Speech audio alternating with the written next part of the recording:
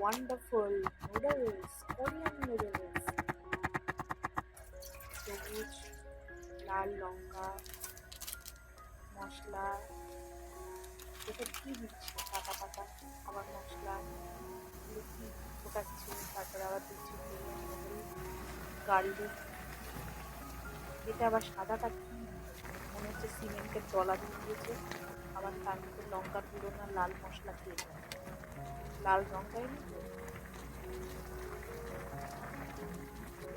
সাদাটা কি ভাবে পিস পিস করে কেটে দিচ্ছে? দেখি ফাইনালি।